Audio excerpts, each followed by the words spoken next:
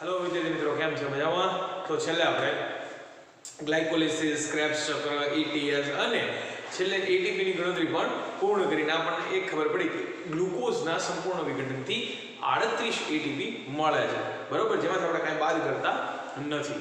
હવે આપણા શરીરમાં આપણને ખબર છે કે ગ્લુકોઝ એક એવો ઘટક છે કે જે આપણા મારી ભાષામાં કહું તો એ રોકડો રૂપિયો કહેવાય. ગ્લુકોઝ છે એ રોકડો રૂપિયો છે કે જેને ખર્ચીને અથવા તો જેના ડિગ્રેડેશનથી, જેના ઓક્સિડેશનથી તમને ઉર્જા ATP સ્વરૂપે મળે છે, બરોબર? તો આ ગ્લુકોઝ એક એવો ઘટક છે કે જેનું સંપૂર્ણ માર્ગ તમને ખબર છે કે ગ્લુકોઝમાંથી ગ્લાયકોલિસિસ થાય છે, પાયરુવિક એસિડ બને છે, પાયરુવિક એસિડમાંથી એસિટાઇલ કોએન્ઝાઇમ બને છે અને આ એસિટાઇલ કોએન્ઝાઇમ એ છે ક્રેબ્સ ચક્રમાં જાય છે અને તમને ઉર્જા પ્રાપ્ત થાય છે, બરોબર છે? હવે ધારો કે ગ્લુકોઝ સિવાયનો કોઈ શર્કરા ઘટક છે, એટલે કે માલ્ટોઝ છે, સુક્રેઝ છે, સ્ટાર્ચ છે, ગ્લાયકોજન છે, તો એ બધાનું રૂપાંતરણ છે એ ગ્લુકોઝમાં થાય છે અને પછી ગ્લુકોઝ જે છે એનું તબક્કાવાર ક્રમિક રીતે ફેરફારો થઈ અથવા તો એનું વિઘટન થઈ અને ઉર્જા મળે છે, બરોબર? આ તમને બધાને ખબર છે. હવે આપણે એવું તો નથી કરતા કે માત્ર ગ્લુકોઝ કે કાર્બોદિત ઘટક જ ખોરાકમાં લઈએ છીએ. ના, આપણે તો લિપિડ પણ લઈએ છીએ, આપણે પ્રોટીન પણ લઈએ છીએ. તો ખોરાકના ઘટકોમાં કાર્બોદિત સિવાય લિપિડ અને પ્રોટીન પણ એટલા જ મહત્વના હોય છે, બરોબર? તો ગ્લુકોઝમાં અથવા તો દાખલા તરીકે કોઈ એવો કાર્બોદિત ઘટક છે, બરોબર? તો કાર્બોદિત ઘટકમાંથી અંતે બને છે ગ્લુકોઝ વિઘટનથી, બરોબર? જે બધાને ખબર છે. આ ગ્લુકોઝમાંથી તમને બધાને ખબર છે કે ફ્રુક્ટોઝ, આ હું ગ્લાયકોલિસિસના બહુ ટૂંકા તબક્કાઓ લખું છું. ફ્રુક્ટોઝ 1,6 બાયફોસ્ફેટ બને છે, તો બિસફોસ્ફેટ બને છે, જેનું વળી પાછું વિઘટન થઈ અને ધાપ એટલે કે ડાયહાઇડ્રોક્સી એસિટોન ફોસ્ફેટ અને PGAL ફોસ્ફોગ્લિસરાલ્ડિહાઇડના બે અણુ બને છે, બરોબર? એકબીજામાં રૂપાંતરણ થઈ શકે એવા, બરોબર? હવે PGAL માંથી પાયરુવિક એસિડ બને છે, પાયરુવિક એસિડ, અને એમાંથી એસિટાઇલ કોએન્ઝાઇમ એ બને છે અને આ એસિટાઇલ કોએન્ઝાઇમ એ ક્રેબ્સ ચક્રમાં વપરાય છે, બરોબર? અને તમને મળે છે ઉર્જા અથવા ટીસીએ ચક્ર અથવા ક્રેબ્સ ચક્ર, બરોબર? તમને મળે છે ઉર્જા. આ તો કાર્બોદિત પદાર્થ અથવા તો ગ્લુકોઝનો સંપૂર્ણ માર્ગ, બરોબર? ગ્લુકોઝનો સંપૂર્ણ ઘટક અથવા ગ્લુકોઝનો સંપૂર્ણ માર્ગ, ઘટક તો નથી શકે પણ પથ, બરોબર? જેમાંથી ઉર્જા મળે છે. હવે કાર્બોદિત પદાર્થો તો સમજ્યા, પણ માનો કે સાહેબ લિપિડ છે, તો લિપિડ બાબતે શું? તો લિપિડ પોતે એક પોલિમર છે, એના બે ઘટકો છે. એક છે ફેટી એસિડ અને બીજો છે ગ્લિસરોલ. હવે આ તમને બધાને ખબર છે, અને ન ખબર તો યાદ રાખવાનું કે ફેટી એસિડ અને ગ્લિસરોલ ભેગા થઈ અને લિપિડનું નિર્માણ કરે છે. તો ફેટી એસિડ અને ગ્લિસરોલ લિપિડ બનાવે છે, બરોબર? તો આ બંનેના મોનોમર છે. એવી જ રીતે દાખલા તરીકે પ્રોટીન છે, તો પ્રોટીનનો મોનોમર છે એમિનો એસિડ, જે તમને ખબર છે. અને ન ખબર હોય તો તમારે યાદ રાખવાનું છે કે પ્રોટીન છે શેનો બનેલો છે? એમિનો એસિડનો. તો જ્યારે તમારા શરીરમાં ગ્લુકોઝ કે કાર્બોદિત નથી ત્યારે લિપિડનું ડિગ્રેડેશન થાય, બને ફેટી એસિડ અને ગ્લિસરોલ. તો હવે એનું શું? એમાંથી કેવી રીતે ઉર્જા મળે? તો કે ગ્લિસરોલ જે છે એનું રૂપાંતરણ થઈ જાય ધાપ એટલે કે ડાયહાઇડ્રોક્સી એસિટોન ફોસ્ફેટમાં, અને ફેટી એસિડ છે એ ફેટી એસિડનું રૂપાંતરણ થઈ જાય એસિટાઇલ કોએન્ઝાઇમ એમાં. હવે તમને કહી દઉં કે ગ્લિસરોલ છે એ 3 કાર્બન વાળો છે. તો ગ્લિસરોલ છે એ 3 કાર્બન વાળો ઘટક છે, એનું વિઘટન થઈ જાય અને એ ગ્લિસરોલ જે છે એ 3 કાર્બન વાળા ધાપમાં રૂપાંતરણ પામે. ઓકે, રૂપાંતરણ જેવા રાસાયણિક પ્રક્રિયા હોતી. ફેટી એસિડ છે એ ઘણા બધા કાર્બન ધરાવે છે, હાઇડ્રોકાર્બનની ચેઇન છે એની અંદર, બરોબર? 16 કાર્બન, 18 કાર્બન, 30 કાર્બન, 36 કાર્બન એવા લાંબા કાર્બનની ચેઇન છે. ફેટી એસિડનું રૂપાંતરણ શેમાં થાય છે? એસિટાઇલ કોએન્ઝાઇમ એ ની અંદર. અહીંથી બોલું છું, ફેટી એસિડ રૂપાંતરણ થઈ જાય છે એસિટાઇલ કોએન્ઝાઇમ એ માં. હવે એસિટાઇલ કોએન્ઝાઇમ 2 કાર્બન વાળો ઘટક છે અને ફેટી એસિડ છે દાખલા તરીકે 18 કાર્બન વાળો હોય તો એસિટાઇલ કોએન્ઝાઇમ એના કેટલા અણુ બને? 9 અણુઓ બને. અને એટલે જ 9 વાર ક્રેબ્સ ચક્ર ફરે છે ને એટલે તમને ઊર્જા વધુ મળે છે લિપિડમાંથી એનું કારણ. કે ફેટી એસિડમાંથી શું બને છે? એસિટાઇલ કોએન્ઝાઇમ અને એ ક્રેબ્સ ચક્રમાં જાય છે અને તમને ઉર્જા આપે છે. બરોબર. હવે એમિનો એસિડ બાબતે શું છે? તો એમિનો એસિડનું રૂપાંતરણ થાય છે કાં તો પાયરુવિક એસિડમાં કાં તો એસિટાઇલ કોએન્ઝાઇમ A ની અંદર. હવે આ સાંભળજો કે ફેટી એસિડમાંથી જે એસિટાઇલ કોએન્ઝાઇમ બનવાની પ્રક્રિયા છે ફેટી એસિડમાંથી, એ પ્રક્રિયાને કહેવાય beta oxidation, fat beta oxidation, કે જેમાંથી આ પ્રક્રિયા થાય અને ઉર્જા લિપિડ તૂટે છે, ફેટી એસિડ તૂટે છે અને એસિટાઇલ કોએન્ઝાઇમ બને છે. બરોબર. અને આ પ્રક્રિયા જે છે એમિનો એસિડમાંથી પાયરુવિક એસિડ બનવાની, આ પ્રક્રિયા ડીએમિનેશન થી થાય. ડીએમિનેશન એટલે કે એમિનો ગ્રુપ છે એ દૂર થાય અને એમિનો એસિડ રૂપાંતર થાય કે પાયરુવિક એસિડમાં અને કાં પછી એસિટાઇલ કોએન્ઝાઇમ. પણ સામાન્ય રીતે પાયરુવિક એસિડ જ બનાવે છે. બરોબર. અને આવી રીતે લિપિડ અને પ્રોટીન એ આ માર્ગમાં પ્રવેશે. બરોબર. તો આની વચ્ચે મધ્યસ્થી કોણ થયું? આ બે વચ્ચે જોડાણ કોણ કરે? તો કે હું તમને એવું કહી શકું, ધાપ છે એ મધ્યસ્થી છે. કારણ કે ગ્લિસરોલમાંથી ધાપ બને છે, ધાપ પછી પાછું ચક્રમાં આવે છે, પછી તો માર્ગમાં આવે છે. તો ધાપ મધ્યસ્થી થયું. એટલે એસિટાઇલ કોએન્ઝાઇમ એ મધ્યસ્થી થયું. બરોબર છે. અને એવી જ રીતે પાયરુવિક એસિડ પણ મધ્યસ્થી થયું કે બીજા ઘટકોનું રૂપાંતરણ પાયરુવિક એસિડમાં થાય, પાયરુવિક એસિડથી આ ચક્ર અથવા તો આ પ્રક્રિયા છે આગળ વધે છે. તો હું એવું કહી શકું કે લિપિડનું વિઘટન પણ પાછું આ માર્ગમાં થઈ જાય છે, પ્રોટીનનું વિઘટન પણ આ માર્ગમાં થાય છે અને ગ્લુકોઝનું વિઘટન પણ આ જ રીતે થાય છે. બરોબર ને? વચ્ચે મધ્યસ્થીઓ અમુક પ્રવેશે છે જે વળી આગળ વધે છે. તમને યાદ હોય તો મેં તમને ગયા વખતે જ્યારે બેલેન્સ ચાર્ટ કરાયો એટીપીનો, કે એટીપી સંતુલન ચાર્ટ કે અથવા તો એટીપી નિર્માણની પ્રક્રિયા, એમાં મેં તમને એવું કીધું કે તમામ મધ્યસ્થી અથવા તમામ પ્રક્રિયકો છે એ એવું નથી બનતું કે કમ્પ્લીટ રીતે આવી રીતે ચાલે. બરોબર. ક્યારેક દાખલા તરીકે ક્યારેક વચ્ચે એસિટાઇલ કોએન્ઝાઇમ વધુ આવી જાય તો વધુ એટીપી નિર્માણ પામે. હવે તમે આને સંપૂર્ણ રીતે વિઘટન ન હોઈ શકો. આ પ્રક્રિયા સંપૂર્ણ રીતે વિઘટનની નથી, જેમાંથી એટીપી મેળ્યા જ કરે. બરોબર. કેમ? કારણ તમને કહું.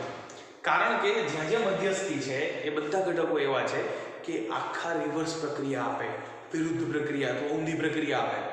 દાખલા તરીકે હું તમને કહું કે ગ્લુકોઝની અત્યંત જરૂર છે, પાયરુવિક એસિડના અણુઓ ઘણા બધા છે કોષમાં, તો પાયરુવિક એસિડમાંથી પાછું ગ્લુકોઝ બની જાય. તો આ સંશ્લેષણની પ્રક્રિયા થઈ, આ વિઘટનની પ્રક્રિયા નથી થતી. તો પાયરુવિક એસિડમાંથી શું બની ગયું? ગ્લુકોઝ. આખી પ્રક્રિયા ઊંધી થઈ ગઈ. સેમ એવી રીતે દાખલા તરીકે ફેટી એસિડ બનાવવો છે તો દાખલા તરીકે એસિટાઇલ કોએન્ઝાઇમ ઘણા બધા એક સાથે બની રહ્યા છે અને તમારે ફેટી એસિડનું નિર્માણ છે તો અમુક એસિટાઇલ કોએન્ઝાઇમ નીકળી જાય અને એ આખી રિવર્સ પ્રક્રિયા થઈ જાય, શું બની જાય? Fatty acid.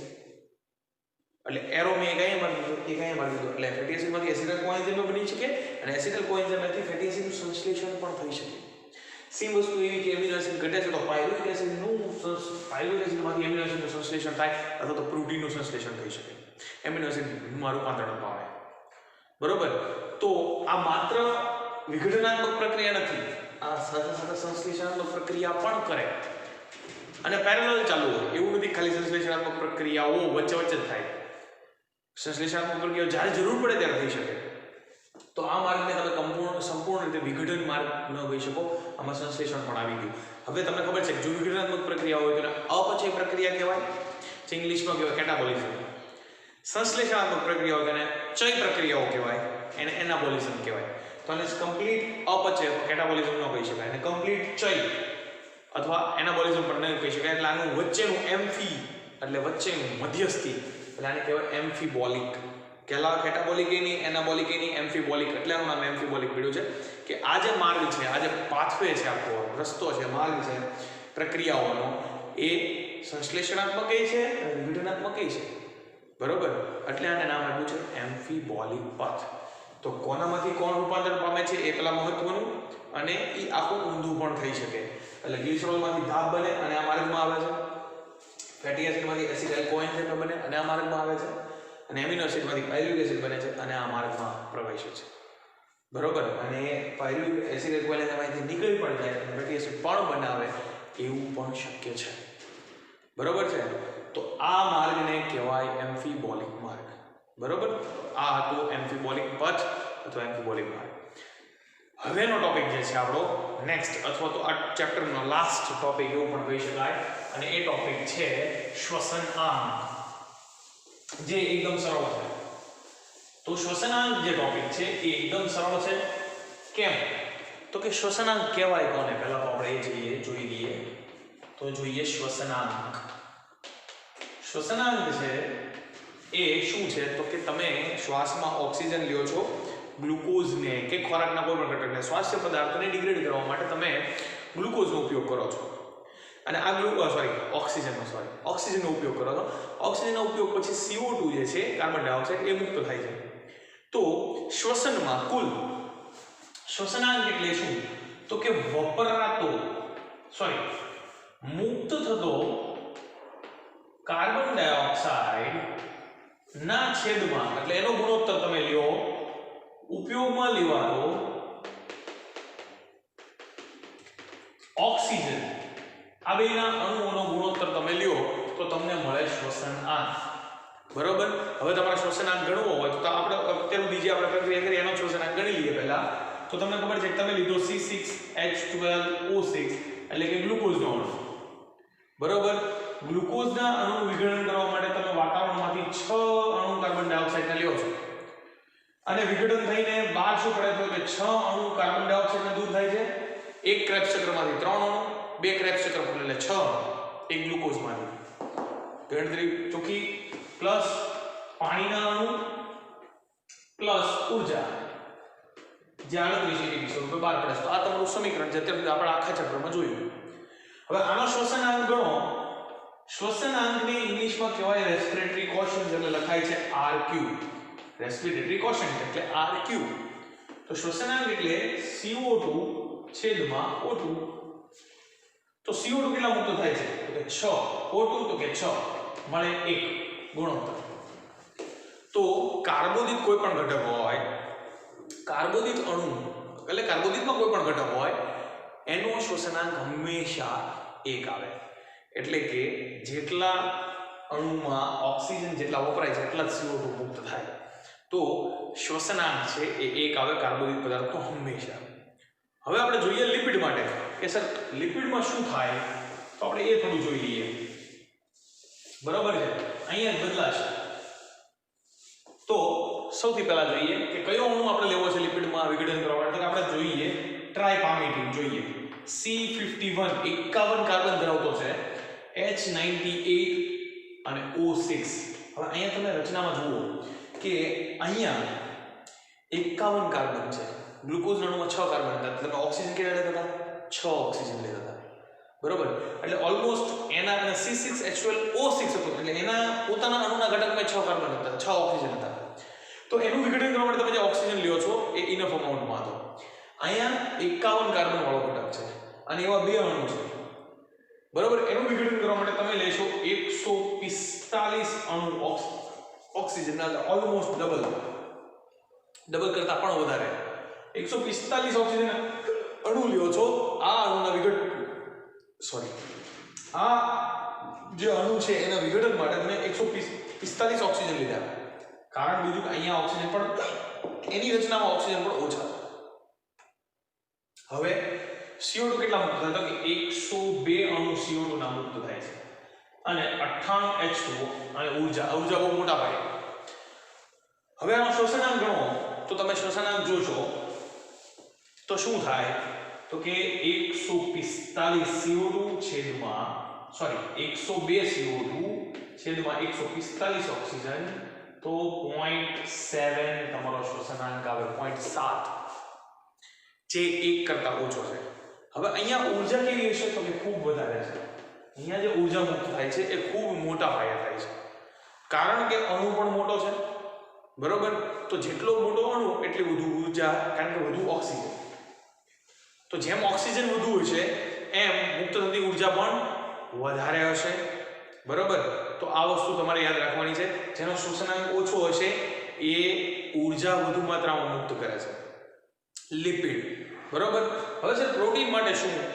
તો પ્રોટીન જે છે એમાં 0.9 જે પ્રોટીનનો શ્વસનાંક છે, 0.9, જે ઓલમોસ્ટ કાર્બોદિત પદાર્થની નજીક છે. બરોબર? તો શ્વસનાંક અને એમ્ફીબોલિક પાથ, આ બેથી આપણને એક વસ્તુ ખબર પડે કે ગ્લુકોઝ છે એ મોસ્ટ પ્રિફરેબલ સ્વાસ્થ્ય પદાર્થ તો મોસ્ટ જે સૌથી વધુ વપરાતો એવો સ્વાસ્થ્ય પદાર્થ છે એ ગ્લુકોઝ છે, બરોબર છે. એ તમે મસ્ત રાઉન્ડ કર્યું. ગ્લુકોઝ છે એ સૌથી વધુ વપરાતો કાર્બોદિત ઘટક અથવા તો કાર્બોદિત છે એવો પદાર્થ છે કે જે સૌથી વધુ ખોરાકમાં વપરાય છે. જ્યાં સુધી કાર્બોદિત હશે ત્યાં સુધી લિપિડ કે પ્રોટીન જે છે એનું વિઘટન મોડું થશે અથવા તો નહીં થાય. માનો કે ગ્લુકોઝ નથી તો બીજા નંબરે લિપિડ, ત્રીજા નંબરે પ્રોટીનનું વિઘટન શરૂ થાય, બરોબર છે. તો આ તો શ્વસનાંગ. તો શ્વસનાંગના ટોપિક સાથે શ્વસનાંગ જ્યારે પૂરો થાય છે ત્યારે ચેપ્ટર પણ અહીંયા પૂરું થાય છે, બરોબર. તો અહીંયા 14મું ચેપ્ટરને આપણે અંત આપીએ છીએ. નેક્સ્ટ વિડિયો લેક્ચરથી આપણે નેક્સ્ટ ચેપ્ટર સ્ટાર્ટ કરશું, બરોબર. તો આજે અહીંયા સુધી રાખું છું. નેક્સ્ટ વિડિયો લેક્ચરમાં મળીએ નવા ચેપ્ટર સાથે, બરોબર છે. બાય.